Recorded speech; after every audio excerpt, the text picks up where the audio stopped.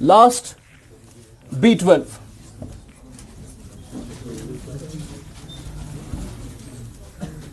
क्या नाम है? Discovered in 1948। यहां पर एक कैच है, हमने जो भी अभी तक विटामिन लिखा उसमें सोर्सेज में फूड सोर्स और एनिमल सोर्स यानी प्लांट सोर्स और एनिमल सोर्स दोनों लिखे, है ना? प्लांट से भी आता है और एनिमल से भी आता है। ये प्रिसाइसली ज्यादा अमाउंट में हमें एनिमल सोर्स में मिलता है, एनिमल सोर्स में मिलता है B12। अब ये हेल्प किस में करता है? वही दो चीजें जो अभी लिखी पहले, डीएनए सिंथेसिस, और ये आपको हेल्प करता है in the maturation of RBCs, in the maturation of RBCs. अब यहां पर एक और ऐड करना जो B9 में ऐड नहीं किया था हमने, वो है myelin synthesis. Myelin synthesis, myelin synthesis, MYELIN। देखिए जो ये मैच्योरेशन ऑफ आरबीसी है, वहां पर हमने क्या देखा? B9 जब आपकी सेल मैच्योरेट हो रही होती है, फाइन, उसमें मैच्योरेशन होगी, अब वो बनेगी मैच्योरेटेड आरबीसी। मैच्योरेशन में दिक्कत आई तो कौन सा एनीमिया होता है? Megaloblastic anaemia. B12 की वजह से भी एनीमिया होता है, B12 की वजह से भी लॉस ऑफ आरबीसीज होता है, लेकिन वो थोड़ा अलग टाइप का एनीमिया है। उसको हम कहते हैं pernicious anaemia. Very good, pernicious anaemia. Simply मैं बताऊंगा 2 सेकंड में। पर्निशियस एनीमिया क्या है? हमारे स्टमक में एक फैक्टर रिलीज होता है जिसको हम कहते हैं इंट्रिंसिक फैक्टर। ये इंट्रिंसिक फैक्टर B12 के साथ मिलकर मैच्योरेशन ऑफ आरबीसी में हेल्प करता है। तो क्या स्टमक से क्या निकलता है? Intrinsic factor. इंट्रिंसिक फैक्टर किसके साथ मिलेगा? B12 के साथ। ये दोनों मिलकर क्या काम करेंगे? Maturation of RBC. फाइन। कभी कभार अगर आपका B12 डेफिशिएंट है तो ये दोनों मिलकर ये काम कर पाएंगे, क्योंकि B12 क्या है? डेफिशिएंट। क्वेश्चन ऐसे भी आ सकता है कि B12 की डेफिशिएंसी नहीं है, उसके बाद भी मैच्योरेशन ऑफ आरबीसी नहीं हो रहा। वो इसलिए होता है क्योंकि इंट्रिंसिक फैक्टर कम होगा। फिर या दो ही चीजें तो हो सकती है। जब आपका ऐसे होगा कि इंट्रिंसिक फैक्टर B12 में से कोई डेफिशिएंट है, उसकी वजह से मैच्योरेशन ऑफ आरबीसी नहीं हो रही, तो अनीमिया होगा, और उसको हम कहते हैं पर्निशियस अनीमिया। समझा? ये मेगालोब्लास्टिक की तरह नहीं होता, ये अलग पर्निशियस। ये इंट्रिंसिक फैक्टर से मिलकर मैच्योरेशन ऑफ आरबीसीज करता है, उसको हेल्प करता है। फाइन, ये तो हो गया एक। दूसरा है जो इसमें इंपॉर्टेंट है, दैट इज माइलिन सिंथेसिस। ये क्या है? आप 2 सेकंड के लिए इमेजिन करो, देखो सिस्टम क्या है। ये ऐसा सिस्टम है आप आंखों से देख भी नहीं पाते, लेकिन इतना एफिशिएंट सिस्टम है। दिमाग में कौन सी सेल्स है? न्यूरॉन्स, है ना? स्ट्रक्चर देखा है? आप जो भी आपके थॉट्स आते हैं, आपने सुना, कान से गया, प्रोसेस होगा इधर, जैसे सर पढ़ाते होंगे। अच्छा, आप कंप्यूटर नहीं शुरू हुआ, सर पढ़ाएंगे आपको, सेंट्रल प्रोसेसिंग यूनिट होता है, मेमोरी अलग होती है, वहां से डेटा जाएगा, प्रोसेसिंग होगी, डेटा इंफॉर्मेशन फिर निकलता है आउटपुट डिवाइस से। यही तो होता है सिस्टम। हमारा दिमाग प्रोसेसर यूनिट है हमारी बॉडी का। तो आपके अंदर कोई भी डेटा आप जा रहे हो, डेटा हम कहां से लेते हैं?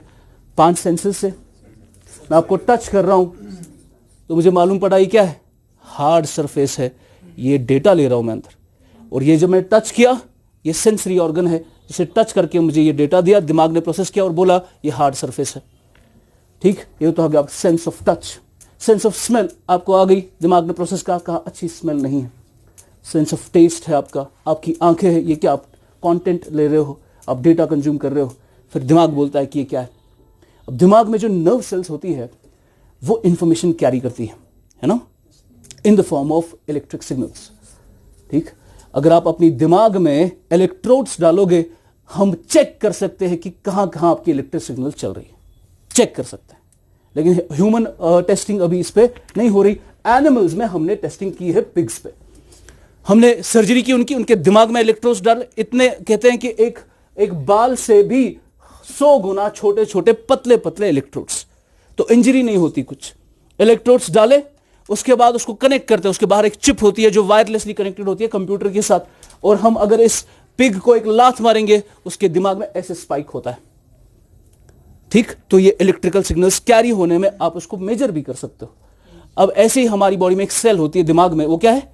Nerve cells. और नर्व सेल्स में जो इलेक्ट्रिक सिग्नल कैरी होती है, ये अच्छे से कैरी हो। कभी आपने हाई टेंशन तार लगाते हैं ना, वो पावर कैरी करने के लिए, उसमें क्या हो जाता है, बीच में आप लंड डालते हैं तो वो आप निकाल रहे ना उसमें से पावर अपने घर के लिए, तो ये क्या हो गया, पावर जो जा रहा था वो लीक हो गया बीच में, या कहीं पे कट पड़ गया तो बाहर निकल जाता है पावर।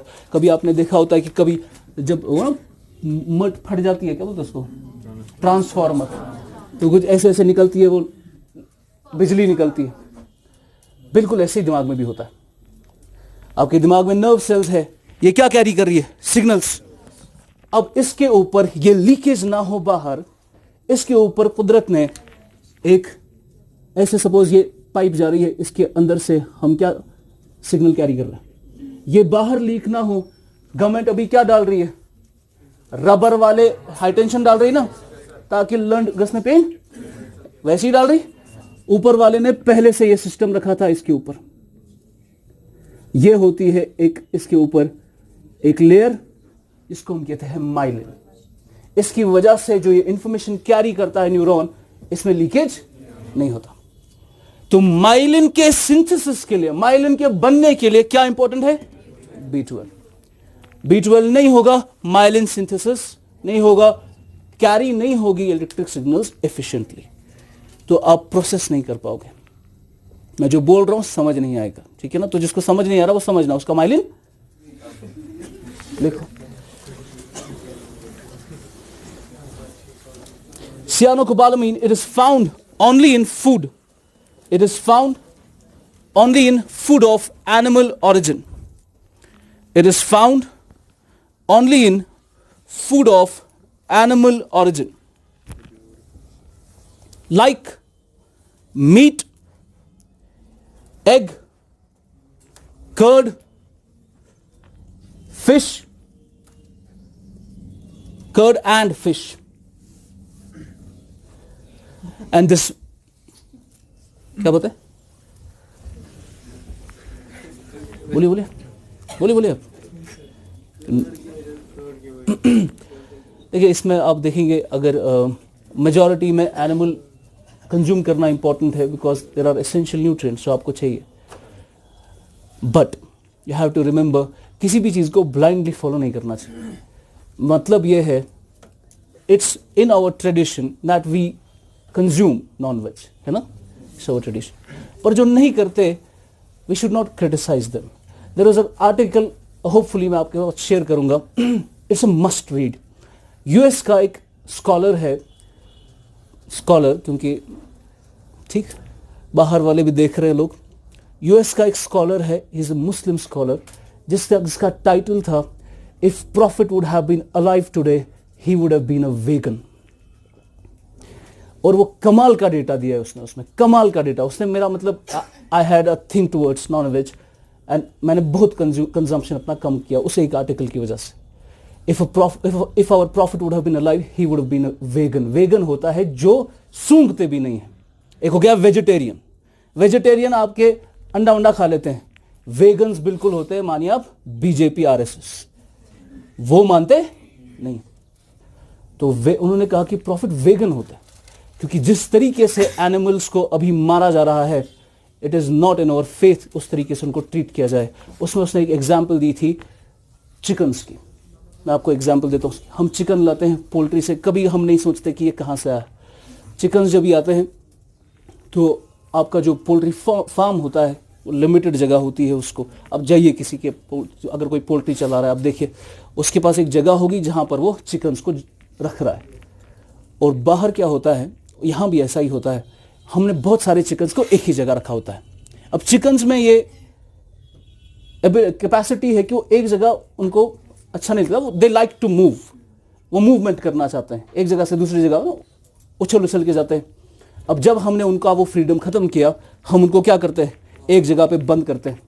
उसके बाद हमने एक और चीज़ देखी, जब चिकन्स की जगह बंद हो गई, चिकन्स क्या करते हैं, एक दूसरे को चोंच मारते हैं, क्योंकि जगह नहीं है ना, रहने की जगह नहीं है। आपको मैं एक जगह पर फिक्स करके बैठाऊं पूरे 14 दिन, आप पागल हो जाओगे, एक दूसरे को मारने लगे, मुझे जगह छोड़ो। तो चिकन्स एक दूसरे को बीक्स चोंचे मारते हैं। तो इन्होंने क्या किया, इन्होंने उनकी बीक कटिंग करना शुरू किया।